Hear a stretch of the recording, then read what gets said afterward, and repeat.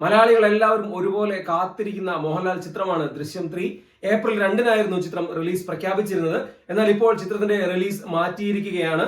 May 21-ന് മോഹൻലാലിന്റെ പിറന്നാൾ ദിനത്തിൽ ചിത്രം റിലീസ് ചെയ്യും. ഇന്നലെയാണ് ഔദ്യോഗികമായ പ്രഖ്യാപനം വന്നിട്ടുള്ളത്. ചിത്രത്തിന്റെ റിലീസ് മാറുമെന്ന് ഒരാഴ്ച മുൻപ് തന്നെ റൂമറുകൾ ഉണ്ടായിരുന്നു.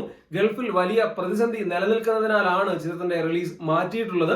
ആട് 3ക്ക് വിചാരിച്ച പോലൊരു കളക്ഷൻ അവിടെ നിന്ന് ലഭിച്ചിട്ടില്ല. അതിന്റെ പ്രധാന കാരണം ഇറാനുമായി ഇസ്രായേലും അമേരിക്കയും നടത്തുന്ന യുദ്ധം ഗൾഫിൽ ഒന്നാകെ ബാധിച്ചിട്ടുണ്ട്. ദൃശ്യം 3 വലിയ എമൗണ്ടിനാണ് ഫാർസ് ഫിലിംസ് ഗൾഫിലെ റിലീസ് എടുത്തിരിക്കുന്നത്. എമ്പുരാൻ ഏതാണ്ട് 87 കോടിയോളം രൂപയാണ് ഗൾഫിൽ നിന്ന് നേടിയത്. അതിന് മുകളിലേക്ക് ഒരു കളക്ഷൻ ദൃശ്യം 3ക്ക് നേടാനുള്ള സാധ്യതയുണ്ട്. അതിനാൽ തന്നെ ഗൾഫിലെ മാർക്കറ്റ് ഒന്ന് നോർമലായതിനു ശേഷം ചിത്രം റിലീസ് ചെയ്യാം എന്നുള്ളൊരു ധാരണയിലാണ് സിനിമയുടെ നിർമ്മാണ കമ്പനി. മോഹൻലാലിനെ സംബന്ധിച്ച് 2026-ലെ അദ്ദേഹത്തിന്റെ ആദ്യത്തെ റിലീസ് ദൃശ്യം 3 ആകുമെന്നാണ് കരുതിയിരുന്നത്. ഇപ്പോഴെന്തായാലും അത് മാറി പേട്രിയറ്റ് ആയിരിക്കുകയാണ്. ഏപ്രിൽ 23-ന് ചിത്രം റിലീസ് ചെയ്യും. ലാലേട്ടനൊപ്പം മമ്മൂക്കയും പ്രധാന കഥാപാത്രമായിരുന്ന പേട്രിയറ്റ് ഒരു മൾട്ടി സ്റ്റാർ ചിത്രമാണ്. ഏപ്രിൽ 23-ന് ബ്രഹ്മാണ്ഡ റിലീസാണ് ചിത്രത്തിന് ഒരുക്കിയിരിക്കുന്നത്. ഏപ്രിൽ 2-ന് റിലീസ് തീരുമാനിച്ച മറ്റൊരു ചിത്രമായ വാഴ 2 പറഞ്ഞ പോലെ തന്നെ തിയേറ്ററിലെത്തും. ഏപ്രിൽ 10-ന് പള്ളിച്ചട്ടമ്മയും റിലീസിനെത്തുന്നുണ്ട്. അത് കഴിഞ്ഞ് ഏപ്രിൽ 23-ന് പാട്രിയറ്റും.